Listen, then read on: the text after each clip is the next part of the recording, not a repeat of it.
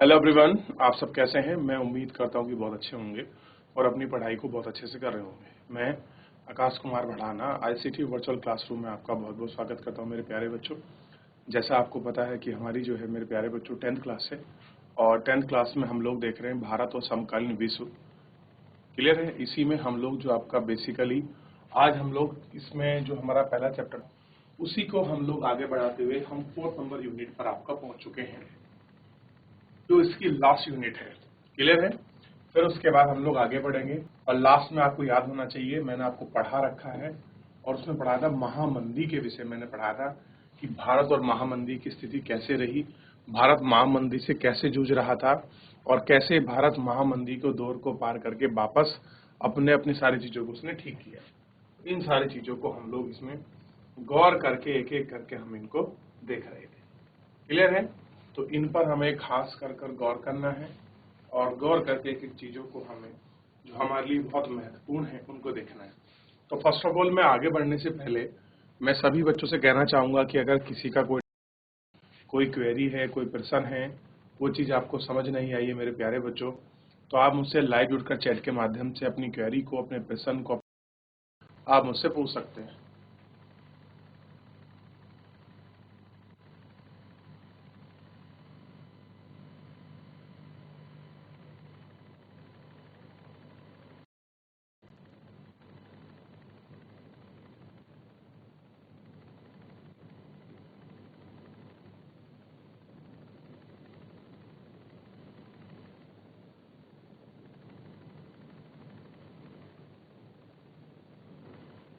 मैं आपको देख पा रहा हूं, अच्छी बात है, आप लोग हाथ खड़ा कर रहे हैं, मैं आपको देख पा रहा हूं।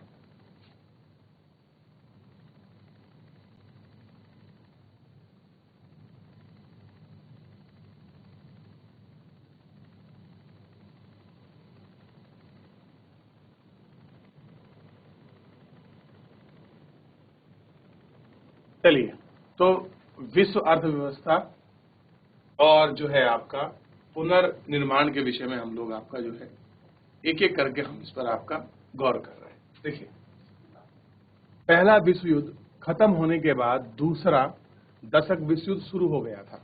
अब आप देखें कि पहला जब विश्व युद्ध हुआ था तो पहले विश्व युद्ध के साथ कितनी बड़ी महामंदी को जो है पूरे विश्व ने झेलना पड़ा और खास कर जो पहला विश्व युद्ध था उस पहले विश्व युद्ध में जो ब्रिटेन है एक बहुत बड़ी अर्थव्यवस्था के रूप में था, लेकिन जैसे उसने फर्स्ट वर्ल्ड वॉर आपका लड़ा तो प्रथम विश्व लड़ने के बाद उसकी हालत भी खराब हो गई थी कि इतने बड़े क्षेत्र पर उसका अपना नियंत्रण होने के बावजूद भी उसको क्या लेना पड़ा, अमेरिका जैसे देशों से बहुत बड़ी मात्रा में कर्जा लेना पड़ा और ये ही कर्जा क्या कर गया, उसको डुबा गया।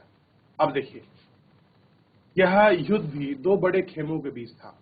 अब युद्ध तो आपको पता था कि युद्ध क्या हो रहा है, दो खेमे यानी कि दो लोग आपस में बटे हुए हैं जिनके बीच युद्ध हो रहा है, दो बड़े खेमों में था।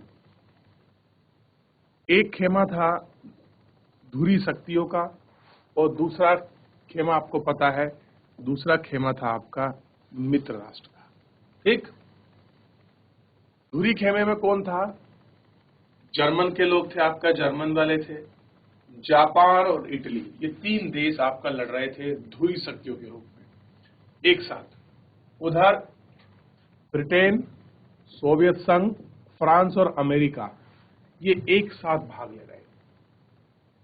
पहले अमेरिका ने प्रथम विश्व युद्ध में भाग नहीं लिया, लेकिन सेकेंड वर्ल्ड वॉर में वो आपका भाग लिया था। ठीक, ये ध्यान रखना। 6 साल तक चला युद्ध जमीनी, हवा और पानी में असंख्यक मोर्चों पर लड़ा गया। यानी कि कितने साल तक चला, 6 वर्ष तक। जमीन पे लड़ा गया, हवा में लड़ा गया और पानी में भी, यानी कि पानी के जहाजों के माध्यम से भी युद्ध हुआ। कोई भी ऐसा मीडियम बचा हुआ नहीं था जहां पर यह युद्ध आपका लड़ा गया ना हो। हर जगह इस युद्ध की लड़ाई को आपको बहुत स्पष्ट रूप से आपको देखने के लिए जो है ये साफ साफ आपका मिलेगा। इस युद्ध में मौत और तबाही की कोई हद बाकी नहीं बची थी। कह रहे कि इस युद्ध जब हुआ फर्स्ट वर्ल्ड वॉर, इसमें कोई भी ऐसी हद जो है आपकी बाकी नहीं बची थी जो इसमें होना था। इस जंग के कारण प्रत्यक्ष और अप्रत्यक्ष करीब 6 करोड़ लोग मारे गए। करें कि डायरेक्ट और इनडायरेक्ट रूप से देखें तो इस युद्ध में लगभग 6 करोड़ लोग ऐसे हैं जिनकी इस युद्ध में मृत्यु हुई और 1939 के वैश्विक जनसंख्या का लगभग 3% था, यानी कि 1939 में 3% जनसंख्या इस वर्ल्ड वॉर में घायल हो गई थी। ठीक, ये कंडीशन थी आपका सेकेंड वर्ल्ड वॉर की। अब आप सोच के देखिए, जो इतने बड़े मार्क्स लेवल पर युद्ध लड़ा जा रहा है तो उसमें क्या होने वाला है। ठीक,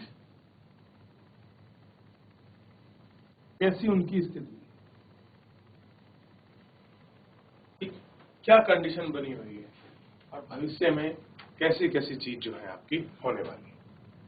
अब तक के युद्धों में मोर्चों पर मरने वालों की संख्या सबसे ज्यादा थी। इस युद्ध में ऐसे लोग ज्यादा मरे जो आपका किसी मोर्चे पर नहीं लड़े गए थे। अब देखिए, युद्धों में जो लोग आपका मोर्चों पर लड़ रहे थे उनकी संख्या तो ज्यादा थी, लेकिन साथ साथ कुछ ऐसे भी लोग ज्यादा मरे जो आपका किसी मोर्चे पर नहीं थे, यानी कि उन्होंने किसी के साथ युद्ध नहीं किया, वो कहीं युद्ध लड़ने के लिए नहीं गए, फिर भी इसका डेथ रेट अगर आप देखोगे तो ये बहुत ज्यादा आपको दिखाई देगा। किसका? सेकेंड वर्ल्ड वॉर का। अगर हम बेसिकली मैं आपसे बात करूं, यूरोप और एशिया के विशाल भूभाग आपके तबाह हुए।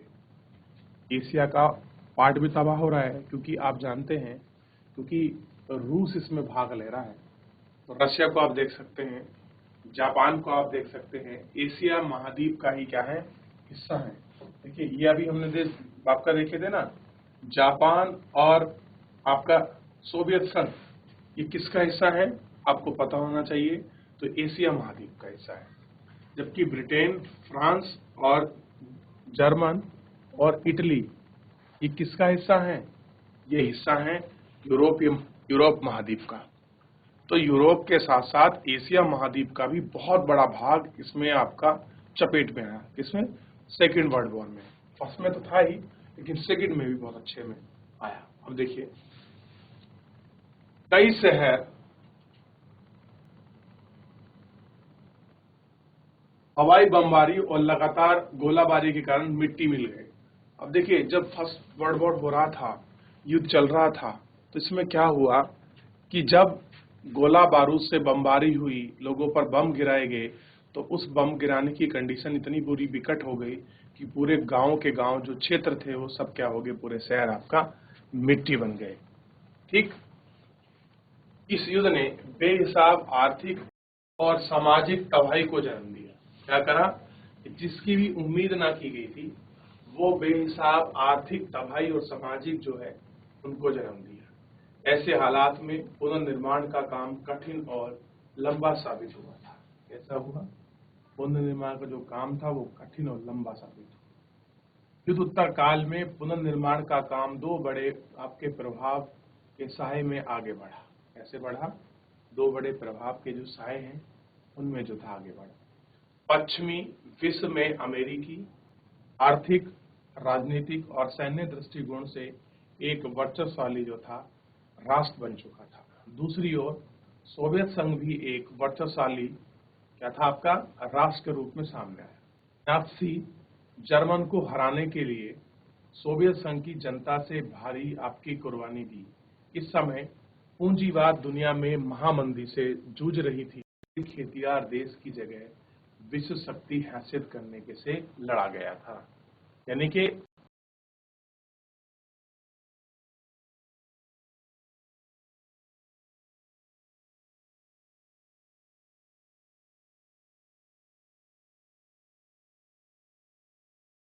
आगे बढ़ते हैं।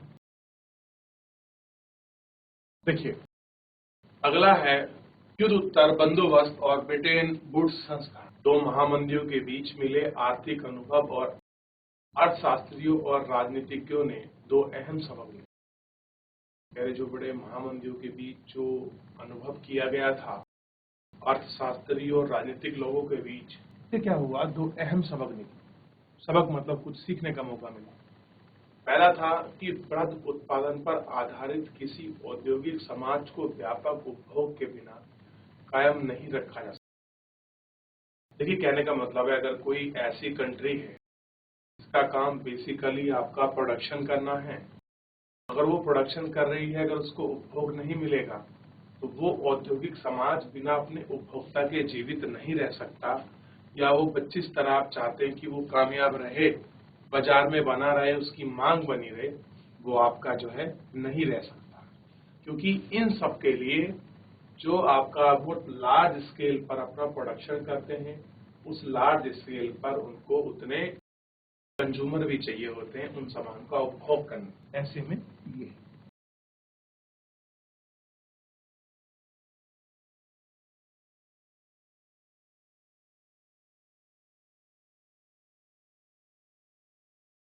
देख लिया, ठीक।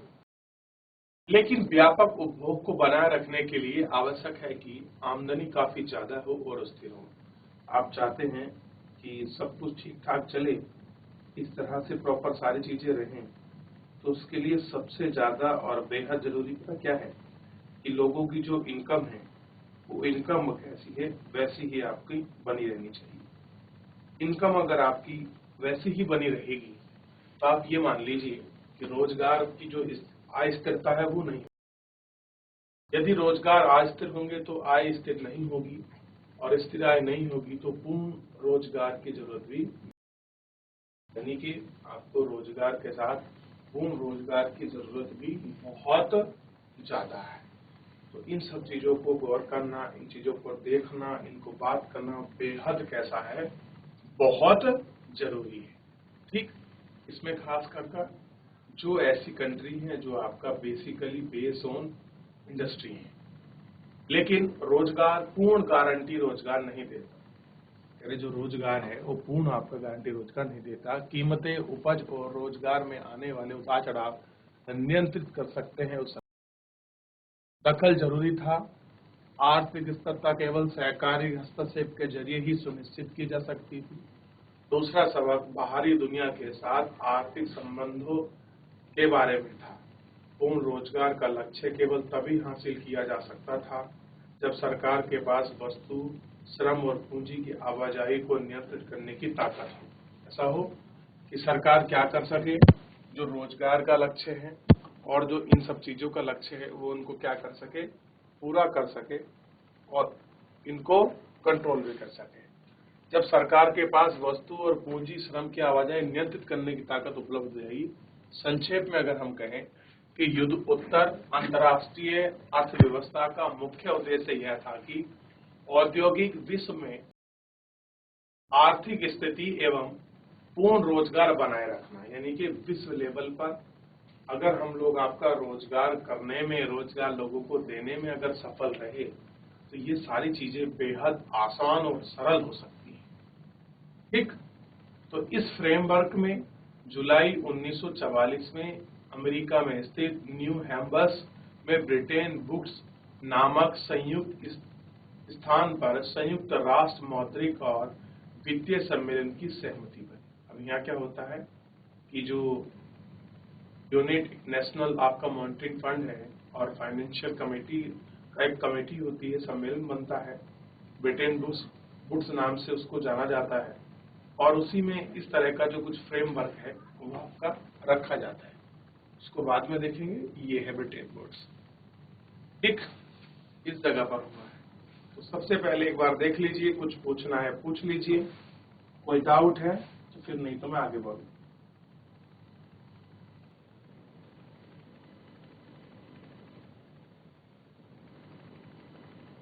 देखा आपने?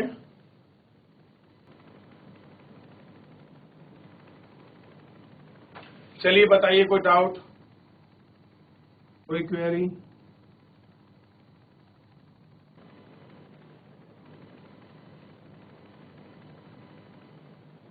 देख लिया?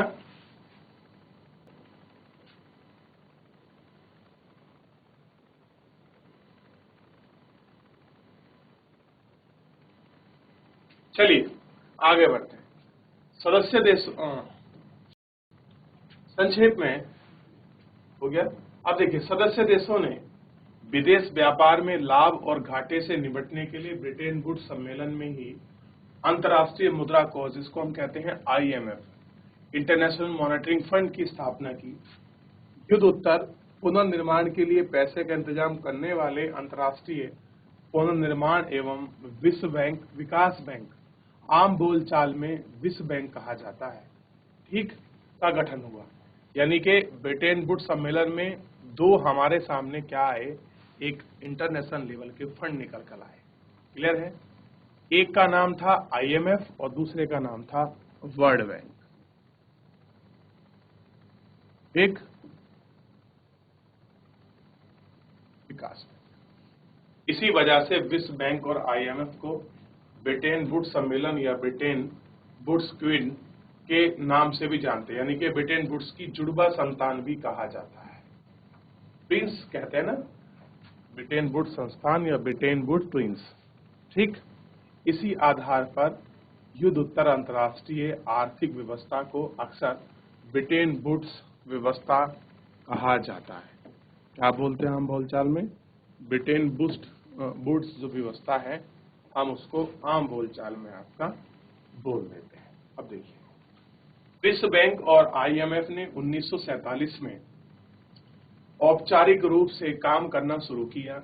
इन संस्थाओं की निर्माण प्रक्रिया पश्चिमी औद्योगिक देशों का नियंत्रण रहता था। अब कह रहे बेसिकली जो IMF और वर्ल्ड बैंक पर जो बेसिकली लीड करते आए हैं, वो लीड कंट्री हमेशा कौन बनी रही हैं? आपको पता होना चाहिए, जो पश्चिमी की औद्योगिक आपकी कंट्री, यानी कि बेसिकली यूरोपियंस का इनको होल्ड रहा। अब इसमें अमेरिका विश्व बैंक और IMF के किसी भी फैसले का वीटो कर सकता था। अब अमेरिका के पास क्या थी? इसकी विशेष वो आपका वीटो है इसमें, ठीक। अंतर्राष्ट्रीय मौद्रिक व्यवस्था अंतर्राष्ट्रीय मुद्राओं के मौद्रिक व्यवस्थाओं को एक दूसरे से जोड़ने वाली व्यवस्था है। ब्रिटेन वुड्स व्यवस्था निश्चित विनिमय दर पर आधारित रहती है। इस व्यवस्था में राष्ट्रीय मुद्रा जैसे भारत मुद्रा, रुपया, डॉलर के साथ एक निश्चित विनिमय दर की बाधा है। यह डॉलर के बदले भी कितने रुपए देना होगा, यह स्थिर रहता है। डॉलर का मूल्य भी सोने से बंधा हुआ था। अब कह रहे हैं कि जो डॉलर कैसे स्थित रहेगा, एक डॉलर के बदले में रुपए की क्या वैल्यू होगी, ये सब तय होता था सोने के आधार पर। ऐसा है, बेस ऑन गोल्ड, ठीक।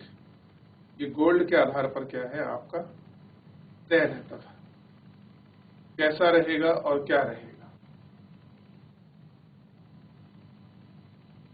ठीक।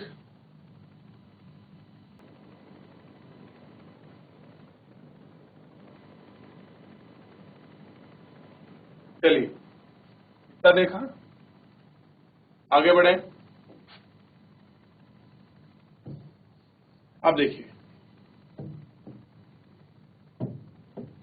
थोड़ा सा गौर करिए इसमें। प्रारंभिक युद्धोत्तर वर्ष ब्रिटेन वुड्स व्यवस्था ने पश्चिमी औद्योगिक राष्ट्र जापान व्यापार आदि के लिए वेतन के लिए सूत्रपात में बांधा। 1950 से 1970 के बीच विश्व व्यापार में सालाना दर 8% से ज्यादा रही।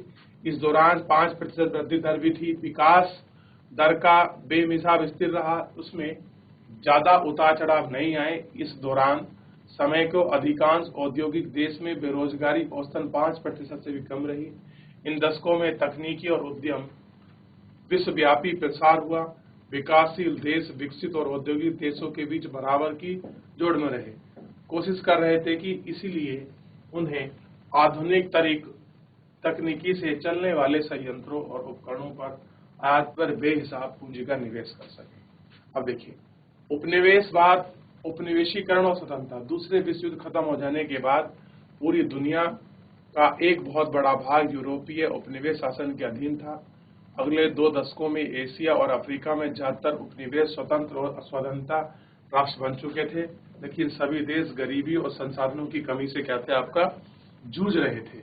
लेकिन अर्थव्यवस्थाएं क्या थी, समाज में बहुत लंबे समय से औपनिवेशिक शासन के कारण अस्त व्यस्त क्या थी आपकी हो चुकी थी। IMF और विश्व बैंक का गठन तो अंतर औद्योगिक देशों की जरूरतों को पूरा करने के लिए किया गया था। ये संस्थान भूतपूर्व उपनिवेशों में गरीबी की समस्या और विकास की कमी से निपटने में दक्ष नहीं थे, लेकिन इस प्रकार यूरोप और जापान अपनी अर्थव्यवस्थाओं का पुनर्गठन किया था। ये कारण थे कि आईएमएफ और विश्व बैंक बहुत निर्भर भी नहीं थे। इसी कारण 50 साल के दशक में आखिरी सालों में आकर ब्रिटेन वुड्स संस्थान विकासशील देशों पर ही सबसे ज्यादा ध्यान रखने लगे। दुनिया के अल्प विकसित भाग उपनिवेशों के रूप में पश्चिमी राज्यों के अधीन रहे। विडंबना यह थी कि स्वाधीनता राष्ट्रों के में अपनी जनता को गरीबी और पिछड़ेपन की गर्त से बाहर निकालने के लिए उन्हें अंतर्राष्ट्रीय संस्थानों की मदद लेनी पड़ी, जिस पर भूतपूर्व औपनिवेश शक्तियों का ही वर्चस्व रहा। उपनिवेश काल में बीते युग में बहुत सारे ऐसे नस्लवाद राष्ट्रों में भूतपूर्व ऐसे एग्जाम्पल का नियंत्रण बने रहे, जो देश ब्रिटेन और फ्रांस के उपनिवेश रह चुके थे और जहां भी उनका राजनीतिक प्रभुत्व रह चुका था, वह महत्वपूर्ण संसाधनों, खनिज संपदा और जमीन पर अभी भी ब्रिटिश और फ्रांसीसी कंपनियों का ही नियंत्रण था। अब वे इस नियंत्रण को छुड़ाने के लिए किसी भी कीमत देने को तैयार न थे। ठीक, कई बार अमेरिका जैसे अन्य शक्तिशाली देशों ने बहुराष्ट्रीय कंपनी भी विकासशील देश में प्राकृतिक संसाधनों का कम कीमत पर का जो है दोहन करने लगी थी। दूसरी ओर जो है, पहले एक बार इसको देख लीजिए अच्छे से। अब देखिए दूसरी ओर क्या था कि आपका विकासशील देशों को 50 और 60 साल के दशक में पश्चिमी अर्थव्यवस्थाओं की तेजी से प्रगति का कभी लाभ नहीं। इस समस्या को देखते हुए उन्होंने एक नए अंतर्राष्ट्रीय प्रणाली न्यू इंटरनेशनल इकोनॉमिक के लिए आगाह समूह उठाया और एनआईओ के एक अनवश्यकरण व्यवस्था थी जिसमें अपने संसाधनों पर सही मायने में नियंत्रण मिला। उन्हें विकास के लिए अधिक सहायता मिले, कच्चे माल के सही दाम मिले, अपने मालों को तैयार और विकसित कर सके, उन बेहतर बाजार को पहुंच सके। उन्होंने ऐसा बनाने का प्रयास किया। ठीक, अब देखिए बेसिकली इसमें एक लास्ट यूनिट बची हुई है, इसको देख लेंगे। ब्रिटेन वुड्स का समापन और वैश्वीकरण की शुरुआत। कि जब ब्रिटेन वुड्स का जो आपका समापन होगा और उसके बाद कैसे आपका वैश्वीकरण उभरेगा, इसको थोड़ा सा हम देखेंगे। सालों की स्थिति और तेज वृद्धि के बावजूद युद्ध उत्तर दुनिया के कुछ सही नहीं चला। 8 से 60 के दशक में यह विदेशों में अपनी गतिविधियों की भारी लगान ने अमेरिका का वित्तीय प्रतिस्पर्धा क्षमता को कमजोर कर दिया। अमेरिकी डॉलर अब दुनिया की प्रधान मुद्रा के रूप में पहले जितना सम्मानित और निर्बाध नहीं रही। सोने की कुल तुलना में डॉलर की कीमत गिरने लगी। अंततः विनिमय दर की व्यवस्था विफल हो गई और प्रवाहमयी और अस्थिरता विनिमय दर की शुरुआत हो गई। 70 के दशक के मध्यम से अंतर्राष्ट्रीय वित्तीय संस्थानों ने भारी बदलाव आ चुके थे। अब विकासशील देश कर्जे और विकास संबंधी सहायता के लिए अंतर्राष्ट्रीय संस्थानों की शरण ले ली थी, लेकिन अब उन्हें पश्चिमी और व्यावसायिक बैंकों, निजी ऋण संस्थाओं के लिए बाध्य किया। विकासशील देश के समय समय पर कर्जा संकट पैदा होने लगे थे, जिसके कारण गिरावट आ रही थी, गरीबी बढ़ने लगी थी और अफ्रीका और ब्रिटेन, लंदन जैसे यह समस्या सबसे पहले ज्यादा दिखाई दी। औद्योगिक विश्व भी बेरोजगारी की समस्या में फंसने लगे थे। 70 के 80 के दशक के माध्यम से बेरोजगारी बढ़ने लगी थी। 90 के दशक के प्रारंभिक वर्षों में यह बेरोजगारी काफी रही। 70 के 80 दशक के सालों में बहुराष्ट्रीय कंपनी भी एशिया के देशों में उत्पादन केंद्रित करने लगी थी, जहां पर आपको उनको कम वेतन देना पड़ता था। चीन 1949 में क्रांति के बाद विश्व अर्थव्यवस्था अलग थलग हो गई, परंतु चीन की नई आर्थिक नीति और सोवियत संघ के खेमे के बिखराव, पूर्वी यूरोप और सोवियत संघ की शैली की व्यवस्था समाप्त हो गई। तत्पश्चात बहुत सारे देश दोबारा विश्व अर्थव्यवस्था का अंग बने। चीन जैसे देश का जो सरप्रभुत्व था वो भी आपका बना रहा। तो आप इसमें इस पूरे प्रभुत्व को थोड़ा सा समझ सकते हैं। और देखिए, चीन जैसे देशों में तुलनात्मक रूप से कम थे। विश्व बाजारों में अपना प्रभुत्व कायम करने के लिए प्रतिस्पर्धा हो रही थी। विदेशी बहुराष्ट्रीय कंपनी ने वहां जमकर अपना निवेश करना शुरू किया। क्या आपने इस बात को ध्यान दिया है कि हमारे ज्यादातर टेलीविजन, मोबाइल फोन, खिलौने चाइना में ही बने हैं। वहां के जैसा ही लगता है कि चीनी अर्थव्यवस्था अल्प लागत अर्थव्यवस्था, खास तौर पर वहां पर कम वेतन काम करने का नतीजा है। ठीक, उद्योग को कम वेतन वाले देशों में ले जाने से वैश्विक बाजार और पूंजी प्रवाह पर भी असर पड़ता है। पिछले 2 दशक में भारत, चाइना और ब्राजील आदि देशों में अर्थव्यवस्था में भारी बदलाव के कारण दुनिया का आर्थिक भूगोल पूरी तरह से आपका बदल गया है। क्या हो गया है कि पूरी तरह से जो आर्थिक भूगोल है वो चेंज हो गया है। तो बेसिकली ये पूरा चैप्टर की सारी यूनिट्स और चैप्टर जो है आपका पूरा समाप्त हो चुका है। एक बार देख लीजिए, कुछ पूछना है, कुछ डाउट है तो आप मुझसे पूछ सकते हैं।